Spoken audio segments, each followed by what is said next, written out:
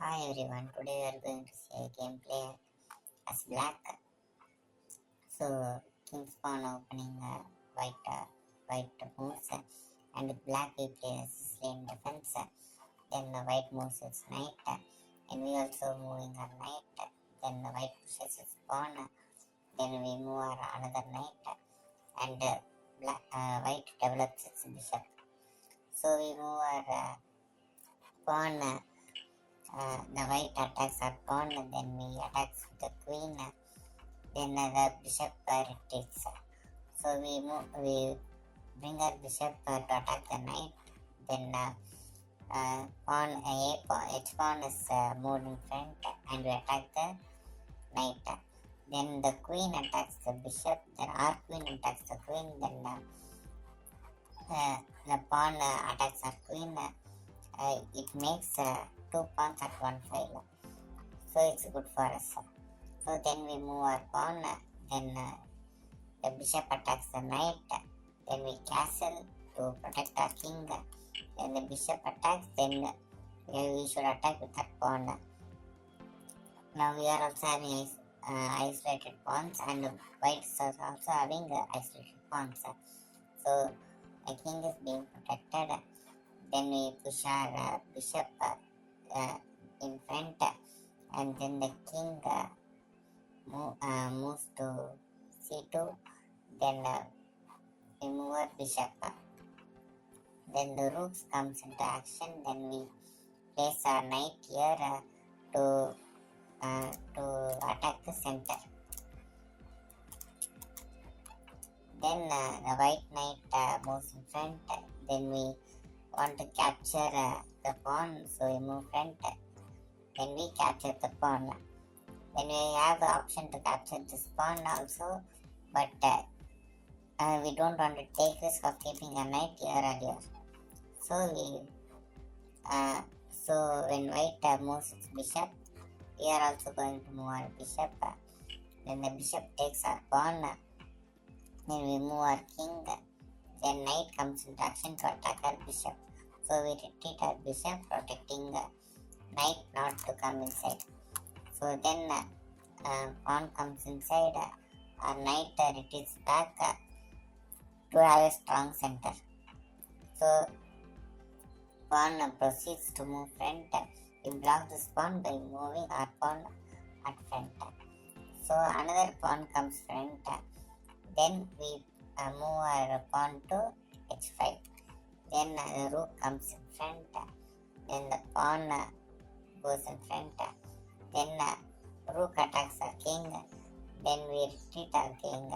Then the knight attacks the king. We just defend with our bishop. Then rook attacks our bishop. Then the king protects. We move our king front. Then the rook attacks our pawn. Then we ask for a trade because all white pieces are in front attacking our king. So trading is best option. So we trade. Then bishop attacks our king. So we want to protect our king.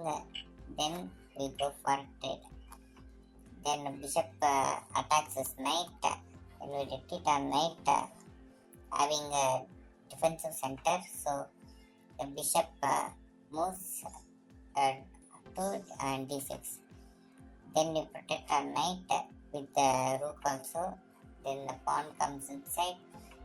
Then we move our knight to f6.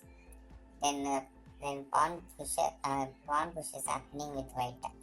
Then what you are going to do is to move our king inside. Pawn push.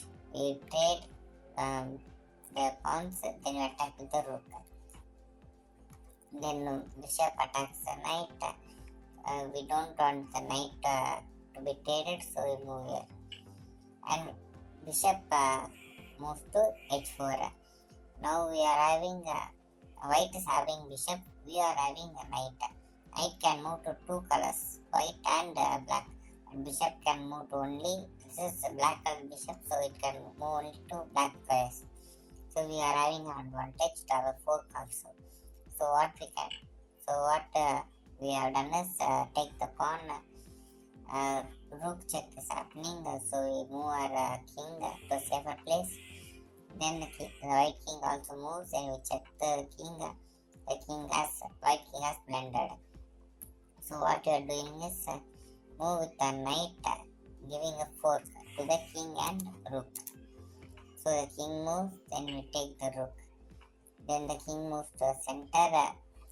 Then we have a check with the rook. The king again blunders. So we have bring our knight inside. So we can protect the king from going here. And rook protects this place, and this king does not leave the king to come here, and here is a pawn for white. So the next move also white makes a blunder only because we are having a checkmate in one, which is rook to f5, where it's a checkmate. So do like, comment and share this video if you like to analyze more and more games like this. Thank you.